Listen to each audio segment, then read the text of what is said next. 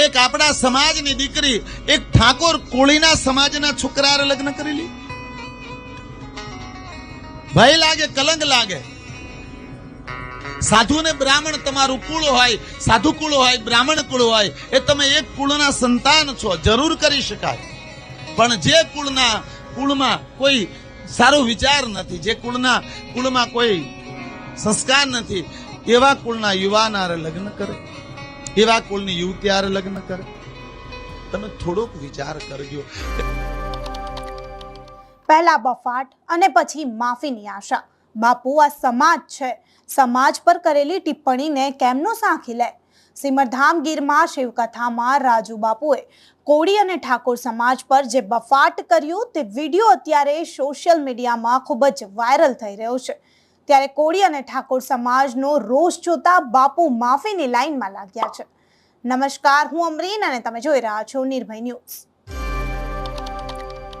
કોઈને અધિકાર નથી કે કોઈ પણ સમાજને તુચ્છ કહી શકે અને કોઈ પણ સમાજ વિશે કંઈ પણ બફાટ કરી નાખે, તે પછી ભલે કોઈ નેતા હોય કે પછી સાધુ સંતો. તો કોળી અને ઠાકોર સમાજનો આક્રોશ જોતા રાજુ બાપુ માફી માંગતા શું કહી રહ્યા છે તે જોઈએ. ઓમ નમઃ શિવાય. આજ વ્યાસપીઠના વક્તવ્યથી ઘણા બધા લોકોને બહુ મોટી ઠેસ પહોંચી છે. એમાં ખાસ કરી કોળી ઠાકોર સમાજને. મારો કોળી ઠાકોર સમાજને કહેવાનો કોઈ ઈરાદો નહોતો. મેં ખાલી એટલું કીધું કે સાધુ બ્રાહ્મણની દીકરી એમને હારે લગ્ન કરે એ અયોગ્ય છે.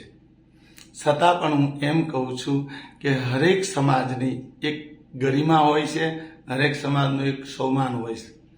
અને કોળી સમાજ, ઠાકોર સમાજનું સ્વમાન હું ખુદ જાળવવા માંગુ છું. મારા હૃદયમાં એ સમાજ માટે કોઈ દિવસ ક્યારેય કડવાશ નહોતી અને મેં ક્યારેય સમાજને નીચો નથી માન્યો. કારણ કે એ સમાજને હારે હું મોટો થયો છું. એ સમાજ મારો પાડોશી છે. એ સમાજની સાથે હું રમી ભમીને જીવો છું. છતાં પણ કોળી ઠાકોર સમાજને અમારું વક્તવ્ય કડવું લાગ્યું છે. એટલા માટે કે એ મારા વક્તવ્યમાં હજારો મા બાપની વેદના છે. પણ તમારું જે નામ લીધું ને, એ કાયદેસર મારી ભૂલ છે અને એ ભૂલની ક્ષમા માંગતા મને એક હૃદયથી દુઃખ થાય છે કે હું હરેક સમાજને ચાહું છું, હરેક સમાજ મારું, હું જેને મારા માનું છું, અને છતાં પણ કોળી સમાજને આ વાત કડવું લાગ્યું અને છતાંય મારાથી ભૂલથી બોલાયું છે.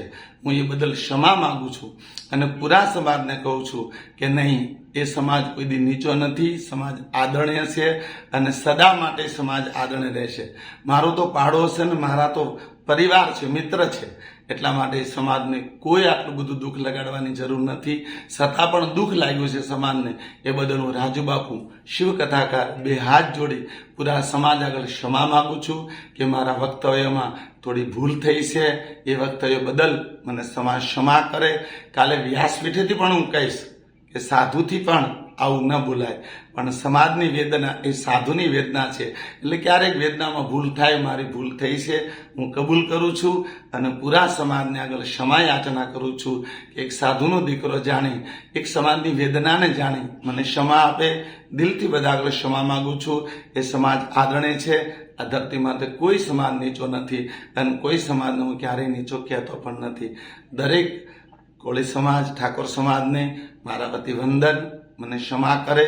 હું એક રાજુ બાપુ વક્તા તરીકે નહીં, એક સાધુના દીકરા તરીકે ક્ષમા માંગુ છું. ઓમ નમઃ શિવાય. તમારા પૂરા સમાજનું કલ્યાણ થાય એવો હૃદયથી આશીર્વાદ, શિવજીને પ્રાર્થના. ઓમ નમઃ શિવાય. આપણે 21મી સદીમાં જીવીએ છીએ, છતાં આપણા સમાજ અને ધર્મનું રક્ષણ કરતા સાધુ સંતો જ સમાજને લઈને આવી તુચ્છ ટીકા ટિપ્પણીઓ અને બફાટ કરે તે કેટલું યોગ્ય કહેવાય? ખેર, રાજુ બાપુએ બફાટ કરી માફી તો માંગી લીધી, પણ જે સમાજનું અપમાન થયું તેની ભરપાઈ શું આ માફી કરી આપશે? તો આ મુદ્દે તમારું શું કહેવું છે તમને કમેન્ટ કરી ચોક્કસથી જણાવજો તથા અમારી ચેનલ નિર્ભય ન્યૂઝને લાઇક, શેર અને સબસ્ક્રાઇબ કરવાનું ભૂલશો નહીં. આભાર.